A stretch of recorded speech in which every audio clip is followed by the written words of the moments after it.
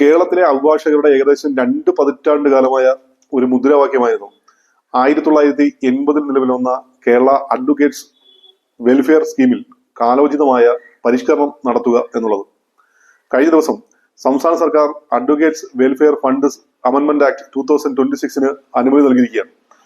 സംസ്ഥാനത്താകെ bar കൗൺസിലിന് കീഴിൽ ഏകദേശം 65,000-ഓളം അഭിഭാഷകരാണ് രേഖകൾ പ്രകാരം നിലവിൽ എൻറോൾ ചെയ്തിട്ടുള്ളത്. അതിൽ ഏകദേശം 32,000-ഓളം അഭിഭാഷകരാണ് ലൈവായി വിവിധ കോടതികളിൽ പ്രാക്ടീസ് ചെയ്യുന്നത്. അതിൽ ഏകദേശം 27,000-ഓളം അഭിഭാഷകർ Kerala advocates welfare fund scheme പ്രകാരം രജിസ്റ്റർ ചെയ്തിട്ടുള്ളവരാണ്. ഈ അഡ്വക്കേറ്റ്സ് വെൽഫെയർ ഫണ്ട് സ്കീം പ്രകാരം രജിസ്റ്റർ ചെയ്തിട്ടുള്ള അഭിഭാഷകർക്ക് നിലവിൽ വിരമിക്കൽ ആനുകൂല്യമായി ഏകദേശം 10 ലക്ഷം രൂപയും മരണാനന്തര ആനുകൂല്യമായി 10 ലക്ഷം രൂപയാണ് ലഭിച്ചുകൊണ്ടിരുന്നത്. പുതിയ അമെന്റ്മെന്റ് പ്രകാരം വിരമിക്കൽ ആനുകൂല്യം 10 ലക്ഷം രൂപയിൽ നിന്ന് 20 ലക്ഷം രൂപയായി വർദ്ധിപ്പിക്കുകയും മരണാനന്തര ആനുകൂല്യം 10 ലക്ഷം രൂപയിൽ നിന്ന് 20 ലക്ഷം രൂപയായി വർദ്ധിപ്പിക്കുകയും ചെയ്തിട്ടുണ്ട്. അതിനോടൊപ്പം തന്നെ ഈ സ്കീം പ്രകാരം രജിസ്റ്റർ ചെയ്തിട്ടുള്ള അഭിഭാഷകർക്ക് 1 ലക്ഷം രൂപയായിരുന്നു ചികിത്സാ ധനസഹായമായി ലഭിച്ചുകൊണ്ടിരുന്നത്. അത് 2 ലക്ഷം രൂപയായി വർദ്ധിപ്പിച്ചിട്ടുണ്ട്.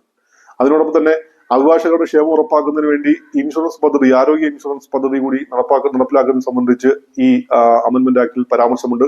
അതിനോടൊപ്പം തന്നെ ജൂനിയർ അഭിഭാഷകരുടെ സ്റ്റൈപ്പൻഡുകൾ കൃത്യമായി നൽകുന്നതിന് വേണ്ടി ജൂനിയർ അഡ്വക്കേറ്റ്സ് സ്റ്റൈപ്പൻഡ് സ്റ്റാമ്പ് കൂടി ആവിഷ്കരിക്കുന്നതിന് പദ്ധതി പ്രകാരം നിർദ്ദേശമുണ്ട്.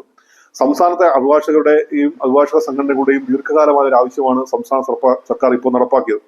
അഭിഭാഷകരുടെയും കുടുംബാംഗങ്ങളുടെയും ജീവിത സുരക്ഷിതത്വം ഉറപ്പാക്കുന്നതിന് വേണ്ടി ഈ അമെന്റ്മെന്റ് ആക്ടിന് കഴിഞ്ഞിട്ടുണ്ട്. വരും ദിവസങ്ങളിൽ അംഗങ്ങളാകാത്ത അഭിഭാഷകർ കൂടി ഈ ആനുകൂല്യത്തിലേക്ക്, ഈ പദ്ധതി പ്രകാരം, അഡ്വക്കേറ്റ്സ് വെൽഫെയർ ഫണ്ട് സ്കീം പ്രകാരം കൂടുതൽ അഭിഭാഷകർ ഈ പദ്ധതിയുടെ ഭാഗമാകുമെന്ന് പ്രതീക്ഷിക്കുകയാണ്.